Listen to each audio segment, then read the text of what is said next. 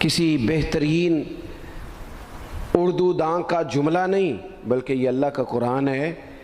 فرمایا مشکل میں تم ہو تو گراں میرے محبوب پہ گزرتا ہے۔ حضور تو جلدی کرتے ہیں تمہاری بھلائی چاہنے میں، کیوں؟ رشتہ بڑا گہرا ہے۔ النبی اولیٰ بالمؤمنین من انفسہم، فرمایا یہ وہ محبوب ہیں جو تمہاری جانوں سے بھی تمہارے زیادہ قریب ہیں۔ رسول کائنات صلی اللہ تعالیٰ علیہ وآلہ وسلم امت کے حق میں نرم دل رکھتے، نرم۔ لوگ سمجھتے ہیں شاید کسی کا بھلا یہ ہوتا ہے اس کو 4 پیسے دے دیے جائیں، شاید اس کا بھلا یہ ہے کہ اسے نوکری پہ لگوا دیا جائے، شاید بھلا یہ ہے کہ اس شخص کو اگر کسی وہ مشکل میں آ گیا ہے تھانے کچہری کے معاملے میں تو وہاں اس کو سہولت دلا دی جائے، آسانی کر دی جائے، کسی کو مضبوط کر دیا جائے، تو یہ اس کے ساتھ بھلائی ہے۔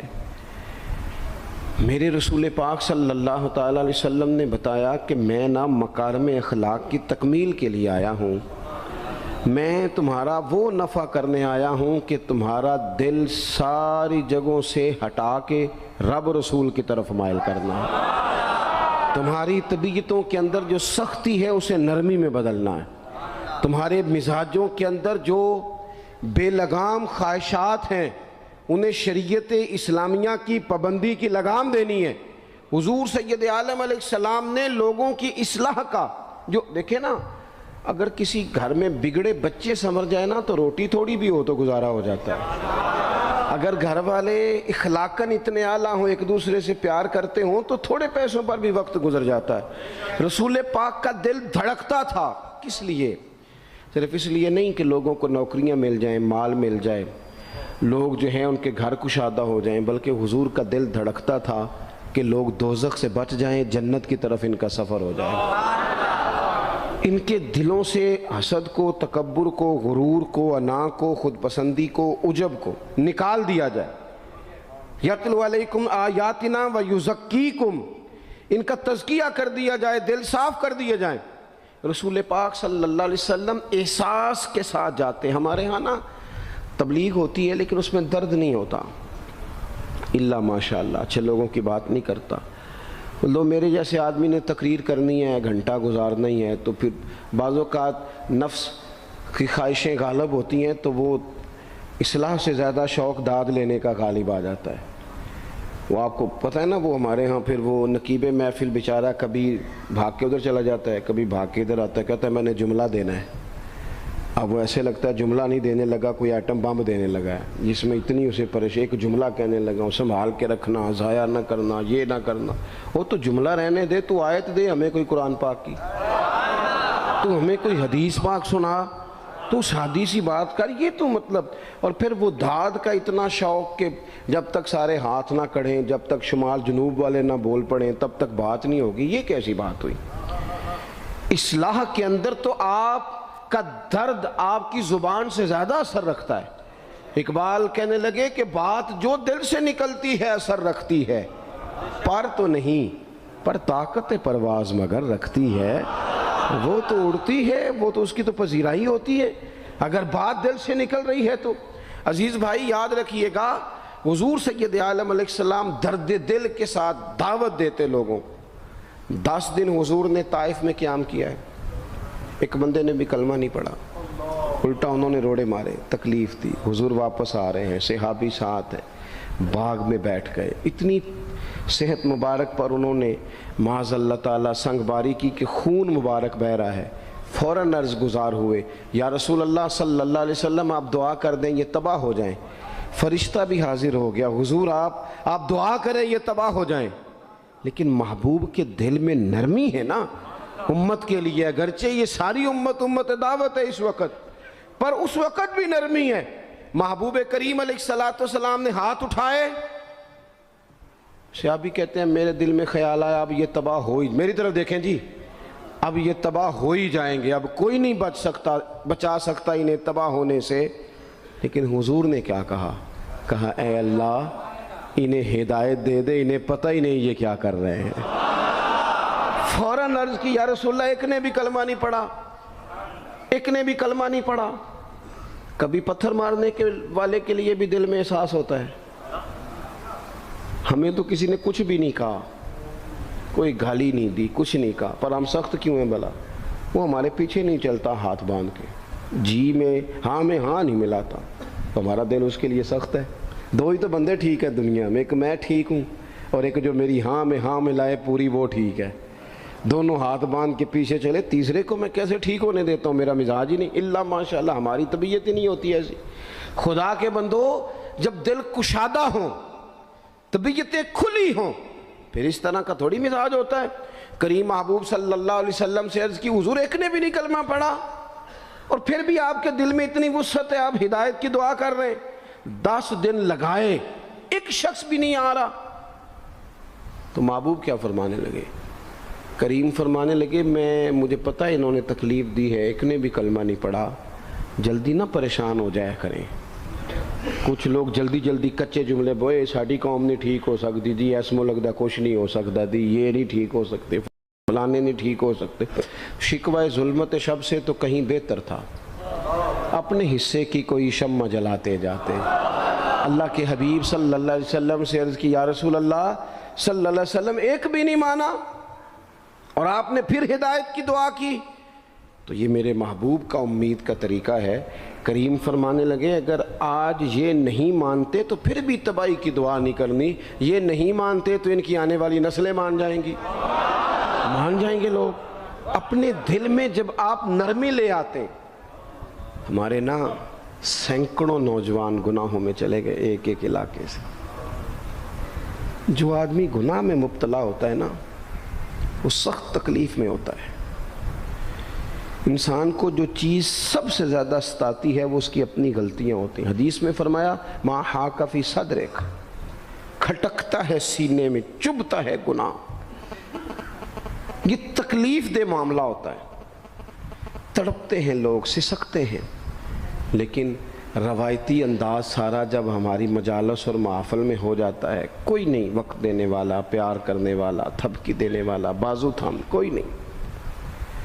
ایک تقریر وہ ہے جو میں آپ سے کرتا ہوں، بس ٹھیک ہے گھنٹہ گزارنا ہے، تو وہ بھی کئی میری طرح کے لوگ ہیں جو جمعرات کو فیصلہ کرتے ہیں سویرے کیا بیان کرنا ہے۔ حالانکہ میری طرح کے جو چھوٹے ہیں وہ ہفتے سے ہی تیاری شروع کر لیتے ہیں تاکہ کچھ غور فکر کر کے قوم کے سامنے رکھا جائے، ضروری۔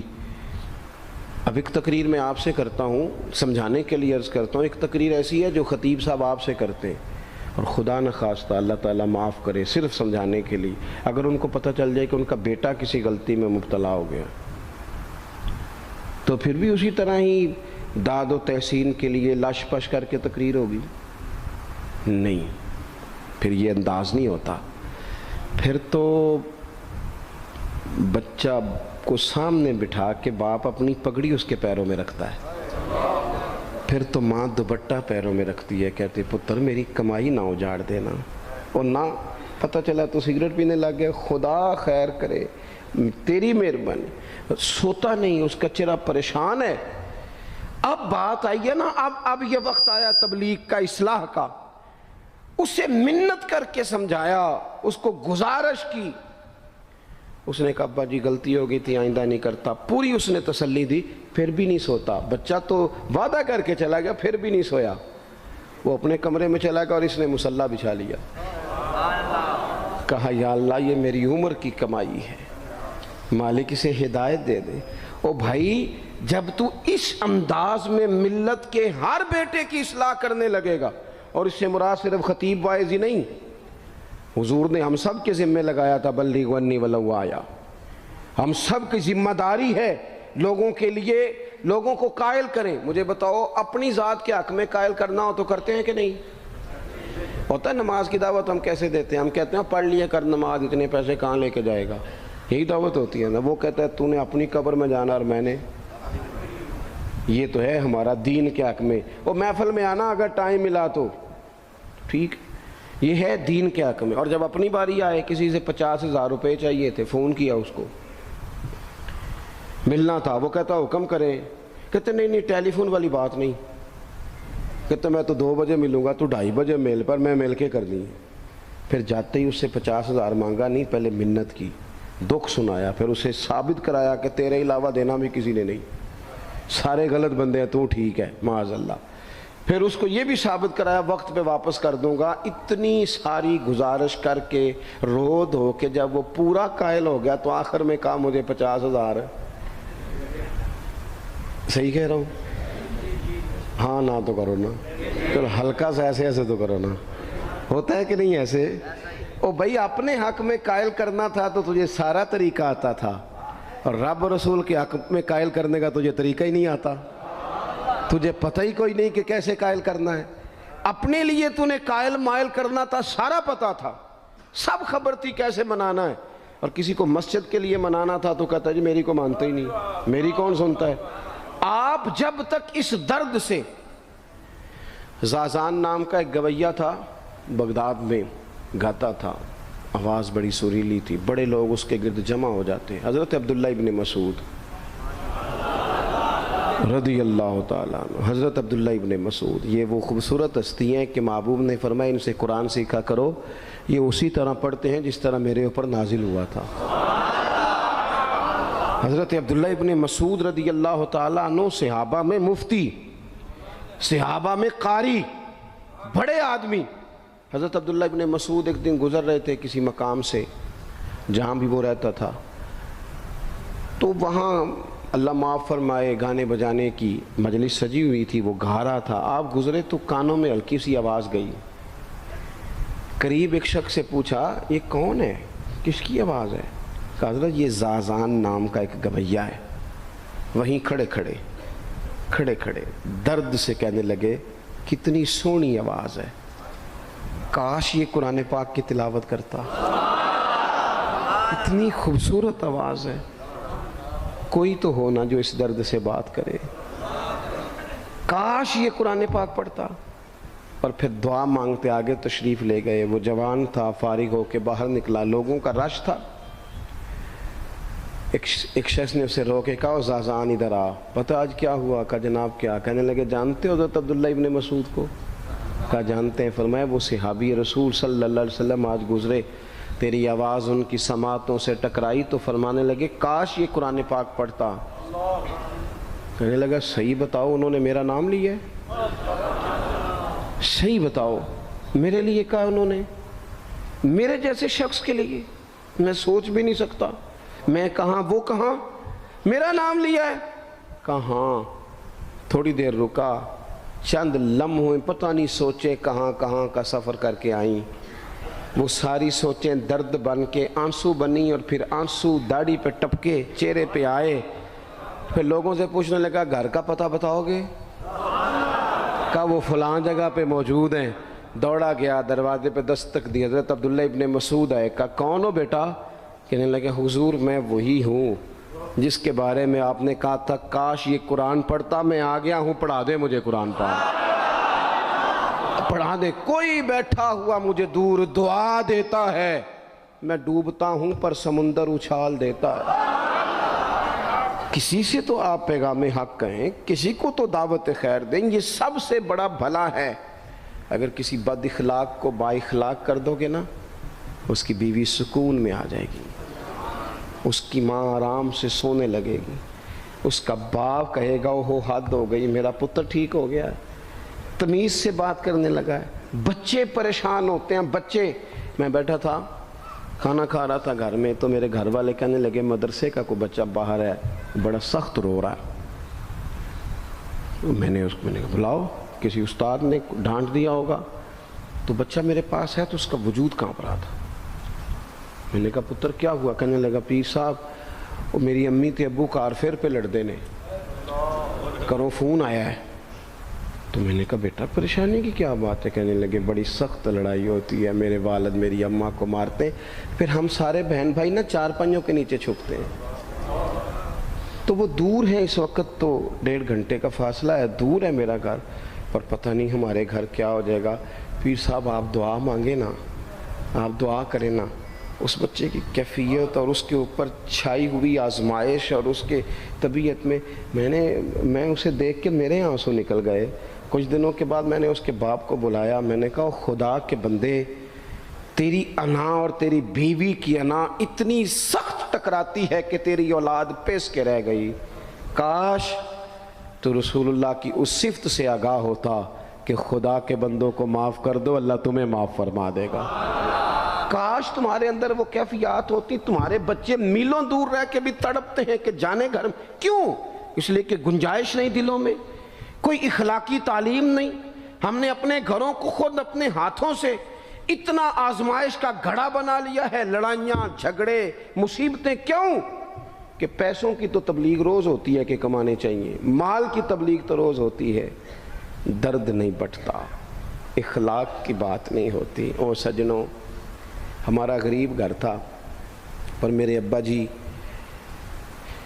جب گندم کا سیزن ختم ہوتا گھر میں لے کے آتے تو ہمارے گھر کے سین میں کھڑے ہو کے فرماتے، لو پتر کسے دا گھر وال نہیں تکنا، میں دانے پاتے نے پھڑو لیتے تھے، تو اڈی ماں نے اچار پا دیتا ہے، اب پرواہ نہیں۔ اس سادگی کے ساتھ، اس آسانی کے ساتھ گزارا ہوتا تھا۔ میں نے ایک دفعہ کہا، میں نے کہا ابا جی لوگ بڑا بڑا پیغام دیتے ہیں، پیسے کماؤ پیسے، آپ نہیں دیتے پیغام، چلیں یہ بتا دیں کوئی شے پسند نہیں کھانے میں؟ کہنے لگے بیٹا بھوک لگی ہو تو ہر شے پسند ہو، نہ لگی ہو تو نخرا ہی نخرا، اگر طلب ہوگی تو یہ بھی تمہیں نفع دے گا، لیکن اپنے گھر میں سکون رکھنا، اطمینان رکھنا، اس ٹینشن سے اپنے ایک دوسرے کو اخلاق کا سبق پڑھائیں، دلوں کی نرمی کا درس دیں، تھوڑی سی کوشش کریں جس سے ہمارے گھر بچ جائیں۔ اور اگر کوئی بندہ گناہگار نظر آئے تو اس پر تنقید نہ کریں، تنقید نہ کریں، مجھے صحیح بتانا، دل پہ ہاتھ رکھ کے۔ خدا نہ خواستہ کسی کا بچہ بچی معاذ اللہ، اللہ بچائے سب کو، بگڑ جائے تو کیا وہ چوک میں کھڑے ہو کے چسکے لے لے کے بتائے گا کہ بچہ میرا بگڑ گیا؟ بولو سارے، بولو جلدی سے۔ تو پھر پڑوسیوں کا بچہ بگڑا ہے تو پھر چسکے کیوں لیے؟ گلی میں کسی کی بیٹی سے معاذ اللہ خدا نہ خواستہ کوئی ایسی غلطی ہو گئی تو جگہ جگہ باتیں کی، تیاں سانجیاں نہیں ہوندیاں؟ اپنے بچے کے بارے میں جب تو کہتا ہے چھپ جائے بات، دیکھنا۔ حضرت سیدنا جنید بغدادی کہتے ہیں میرے ماموں تھے حضرت سری سختی، میں اپنے ماموں سے ہی بیعت تھا، انہی کی خدمت میں رہتا تھا۔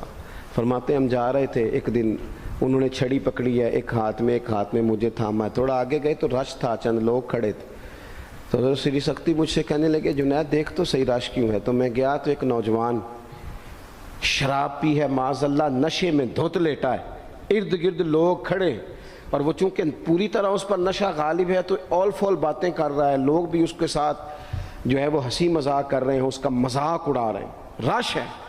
میں نے آ کے کہا حضور دفع کریں، ایک شرابی لیٹا ہے، لوگ بھی مذاق اڑا رہے ہیں اور بس ایسے شوگر لگا ہوا ہے۔ سارے لوگ تماش بین نہیں ہوتے۔ ہاں حضرت فرمانے لگے نہیں جنید ایسے کیسے چلے جائیں، چل نہ مجھے لے چل۔ کہتے ہیں بوڑھے شیخ، ہاتھ میں نے تھاما تو وہاں لے گیا، حضرت نے لوگوں کو ڈانٹا چلو دوڑو۔ پرانے زمانے میں لوگ بزرگوں کی حیا کرتے تھے، سب لوگ وہاں سے چھٹ گئے۔ کہتے ہیں مجھے فرمانے لگے جنید جا پیالے میں پانی لا۔ کہتے ہیں میں ایک پیالے میں پانی بھر کے لایا، انہوں نے اپنے بوڑھے ہاتھوں سے اس کا منہ دھویا، اس کے چہرے پہ پانی ڈالا، اس کا منہ صاف کیا، پھر اسے کھڑا کیا، اسے گھر بھیجنے کو کہا۔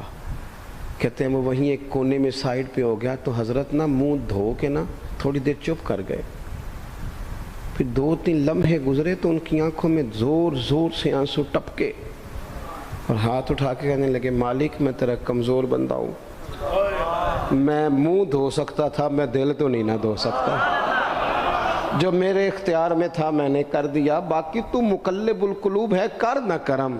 یہ کسی ماں کا بیٹا ہے، کسی خاتون کا شوہر ہے، او بھائی جو نشے پہ لگ جائیں ان کے بچے باپ کے ہوتے ہوتے یتیموں جیسی زندگی گزارتے ہیں، لوگوں کے مانگ کے کپڑے پہنتے ہیں۔ کسی نے کہا تھا اگر دشمن سے زیادہ بدلہ لینا ہو تو اسے قتل نہ کرو، نشے پہ لگا دو۔ معاذ اللہ، اتنا لوگوں نے، کتنا عام نشہ ہو گیا۔ کہا اللہ میں نا منہ دھو سکتا ہوں، دل نہیں، دل تو دھو سکتا ہے، دھو دے۔ کہتے ہیں یہ کہہ کہ حضرت اٹھے تو میں نے عرض کی حضور ویسے منہ دھویا کیوں آپ نے؟ تو فرمانے لگے اس لیے دھویا ہے کہ جب تک منہ سے بدبو آتی رہے گی جتنے لوگ سونگتے رہیں گے اس کے شرابی ہونے کے گواہ بنتے رہیں گے۔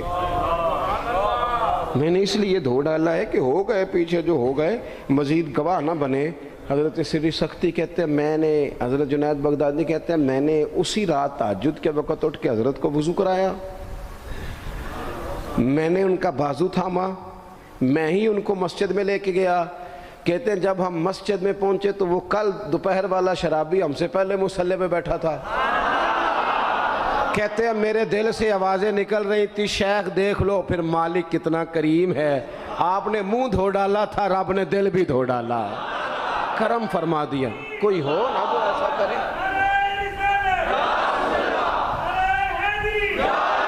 آؤ نا سنگیوں ملیں، ایک دوسرے کا منہ تو دھونا شروع کرے نا، آؤ نا ایک دوسرے کو یہاں تک تو ہم یہاں تک وضو کا پانی تو فراہم کریں نا، کچھ تو خیر تقسیم کرے۔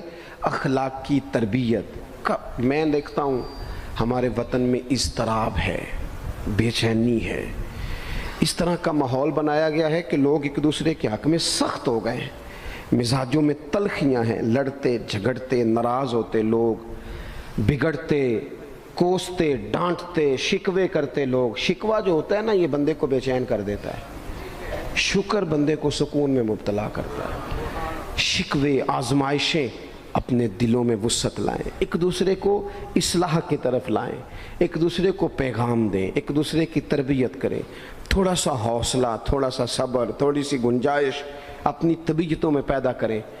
اپنے بچوں پر سب سے زیادہ نگرانی یہ کریں کہ ان کا اخلاقی معیار کیا ہے۔ اگر میں اور آپ خدا نہ خواستہ بچوں کو صرف یہ تربیت دیں گے نا کہ وہ پیسہ پیسہ پیسہ پیسہ، شادیاں بھی پیسے دیکھ کے کریں گے، تو یاد رکھنا پھر ایک دن وہ یہ بھی کہیں گے کہ ابا کاش تم کو ڈھابے کا کام کرتا تو آج ہمارے پاس بھی پیسے ہوتے۔ پھر باپ سے بھی پیسوں کا ہی مطالبہ ہوگا، پھر لوگ ماں باپ بھی پیسوں کے لیے چھوڑ کے چلے جاتے ہیں۔ پھر جب آپ نے تربیت ہی جس چیز کی تھی تو نتیجہ بھی تو وہی برآمد ہوگا۔ یہ تو نہیں ہو سکتا کہ بندہ بیج کوئی اور لگائے اور درخت کوئی اور نکلے، یہ ہو نہیں سکتا۔ اگر ہم اپنے باپ سے روز جھگڑا کریں گے 5 مرلے کے لیے تو یاد رکھنا پھر ہمارا بیٹا 1.5 مرلے کے لیے بھی جھگڑا کرے گا، پھر معاملہ اس طرح کا مرتب ہوگا۔ ایک دوسرے کو اخلاقی پیغام دینا ضروری ہے۔ آخری بات آپ کی خدمت میں عرض کرنی ہے، اور یہ میری خواہش ہے کہ آپ اس پر زیادہ توجہ کریں گے انشاءاللہ۔ آپ سارے ویڈیو بنائیں، مجھے کوئی اعتراض نہیں، پر مہربانی کریں دیکھیں تو میری طرف نہ۔ جب آپ لائیو چلاتے ہیں تو پھر اسی کو دیکھتے ہیں، وہ پھر کہتا ہے کہ یہ کومنٹس آ گیا تو دوسرا آ گیا۔ اللہ کرے میری بات آپ کے دل میں اتر جائے۔ آپ تھوڑی سی توجہ کریں، میں کیا عرض کرنا چاہتا ہوں، غور کریں میرے بھائی۔ ملک میں نا مہنگائی تیزی سے عروج پکڑ گئی ہے، اور مہنگائی جب ہوتی ہے نا تو امیروں نے تو مال بیچنا ہوتا ہے تو ان کا دگنا ہو گیا تو وہ تو اور امیر ہو گئے، تو غریبوں کے لیے مشکلات بڑھ گئی ہیں۔ جو طبقات بیچارے تنخواہ دار تھے، کمزور تھے، میری طرف دیکھیں جناب، وہ اور کمزور ہو گئے۔ ہمیں زیادہ تو نہیں لیکن اتنا ضرور کرنا چاہیے۔ یہ قرآن پاک دے دیں جی، جی مجھے دے دیں، لے لیا تشریف رکھیں آپ۔ عزیز بھائی تھوڑا سا نا، زیادہ نہیں، 3 لوگ مل کے ایک غریب آدمی کا خیال تو رکھ ہی سکتے ہیں نا، لیکن غریبوں سے بھی عرض کروں گا سہارا بندوں کو نہیں بنایا کرتے، سہارا رب رسول کو بنایا کرتے۔ کسی سے تھوڑی سی مدد لینا تو ٹھیک ہے، چلو آگے جانے کے لیے تھوڑا سا سہارا لے لیں کہ اب مشکل ہے تو یہ کراس نہیں ہو رہا رستہ، تھوڑا سا سہارا تو لے لیں۔ لیکن جو لوگ مستقل سہاروں پہ آ جاتے ہیں ان کا تو پھر اپنی طاقت ہی ساری ختم ہو جاتی ہے۔ گردن کو جھکا دیتا ہے خیرات کا پتھر، جہاں میں مانگنے والوں کے سر کبھی اونچے نہیں ہوتے۔ تھوڑی سی ہم نے ایک دوسرے کی مدد کرنی ہے۔ جو لوگ زیادہ مالدار ہیں ان سے میری گزارش ہے کہ تھوڑے سے خرچے کم کر لیں، اپنے ہاتھوں سے تقسیم کریں۔ یہ چھوڑ دیں کہ وہ میرے چچا کے جو بیٹے ہیں وہ میرے ساتھ اچھا سلوک نہیں کرتے، وہ فلانے ہیں، وہ ان کا سلوک اگر وہ کریں گے تو اللہ سے اجر لیں گے۔ آپ اگر ان کو محسوس کرتے ہیں نا وہ غریب ہیں، ماموں کے بیٹے، چچا کے بیٹے، گلی والے، محلے والے، تو تھوڑا تھوڑا کر کے اپنے بھائیوں کی مدد کرنی شروع کریں۔ دیکھو عید پہ کپڑے تھوڑے لے لو نا، ویسے بھی سوٹ کی ضرورت تو صرف عید پڑھنے کے لیے، بعد میں تو کپڑے بدل کے گوشت کرتے ہیں، تو بچے ویسے سوئے رہتے ہیں سارا دن۔ تھوڑی سی نا اپنے اضافی خرچے کم کریں. غربا کی تھوڑی یہ عید گزری تھی نا چھوٹی تو شادیاں شروع ہو گئی تھیں. میرے پاس لوگ بہت زیادہ آتے ہیں، چونکہ نیک آدمی سمجھ کے اچھا گمان کر کے لوگ دعاؤں کے لیے کہتے ہیں، تو ان کے دکھ سن کے نا تو کئی دفعہ سوچتے ہیں کہ یار یہ جو امیروں نے اتنے مہنگے مہنگے ہوٹلوں میں روٹیاں کھائیں، اتنی مہنگی مہنگی گاڑیاں پجارو، یہ اللہ کے حضور جواب بھی تو دینا ہے نا. ہم نے ایک دوسرے کا خیال چھوڑ گئے، دو چار باتیں سوچ کے نا، وہ جی اس کے گھر میں 3 لوگ ہیں، کام کیوں نہیں کرتے ہیں؟ خدا کے بندے کرتے ہیں کام، لیکن محنت سے نہیں ملتا، خدا کے فضل سے ملتا ہے. تیرے اوپر فضل ہے، تجھے اب باتیں آتی ہیں، لیکن کئی دفعہ سارے بھی کریں تو رزق جب ہی آتا ہے جب رب چاہتا ہے. ایک تو وہ لوگ ہیں جو ہاتھ پھیلا کے مانگ لیتے ہیں، ایک سفید پوش ہوتے ہیں، لا یسألون الناس الحافا، جو لپٹ لپٹ کے سوال نہیں کر سکتے. ان کو دیکھیں، بالخصوص اپنے بہن بھائیوں میں، قریبی رشتہ داروں میں، پڑوسیوں میں تھوڑی تھوڑی لوگوں کی مدد کریں اور اپنے خرچے بتدریج کم کریں. خواہش تو بچوں کی طرح ہوتی ہے، ایک خواہش پوری کریں تو دوسری پیدا ہو جاتی ہے، دوسری پیدا کریں تو 4 خواہشیں اور کھڑی ہیں. یہ نفس تو بچے کی طرح ہے. اپنی خواہشات تھوڑی کم کر کے، یہ حکومتوں سے آپ امید نہ رکھیں. ہمارے ملک میں جتنی سیاسی جماعتیں حکومتیں کر چکی ہیں یا کر رہی ہیں، ان سے کوئی توقع نہیں. یہ بیچارے تو اپنے جھگڑوں سے ہی باہر نہیں آتے، انہیں کیا خبر کہ غریب کہاں بستا ہے. جب تک بندہ وہاں سے ہو کے نہیں نا گزرتا جو اصل جگہ ہے. تمہیں یہ جو تم اے سی والے کمروں میں بیٹھ کے اور جناب نیسلے کی بوتلیں رکھ کے پریس کانفرنس کرتے ہو، تمہیں کیا پتہ ہو، تمہیں کیا خبر ہو کہ بچوں کی فیس دینی ہو تو بوڑھے ماں باپ پہ کیا گزرتی ہے. تمہیں کیا خبر ہو کہ عید آ گئی ہے تو بوڑھے کس طرح مشورے کر رہے ہیں کہ اگر عید کر کپڑے نہ کر لے تو ساس گلاں کرے گی. تمہیں کیا خبر ہو کہ کچھ غریب ایسے بھی ہیں جو بیچارے رات کو مشورہ کرتے ہیں کہ صبح ناشتے میں گھی کہاں سے لانا ہے، بچوں کے پراٹھوں کے لیے تو گھی بھی نہیں ہے، گندم امیر شہر کی ہوتی رہی خراب اور بچی کسی فقیر کی فاقے سے مر گئی. خدا را مہربانی کریں، گنجائش پیدا کریں. بندہ کبھی بھی جیب کا سخی نہیں ہوتا. بخاری شریف میں پورا باب ہے کہ بندہ غنی دل کا ہوتا ہے. اپنے دل کا غنا اپنے اندر لائیں. جب آپ کا دل سخی ہو جائے گا ساری چیزیں ٹھیک ہو جائیں گی. اللہ تعالیٰ مجھے اور آپ کو توفیق عمل عطا فرمائے.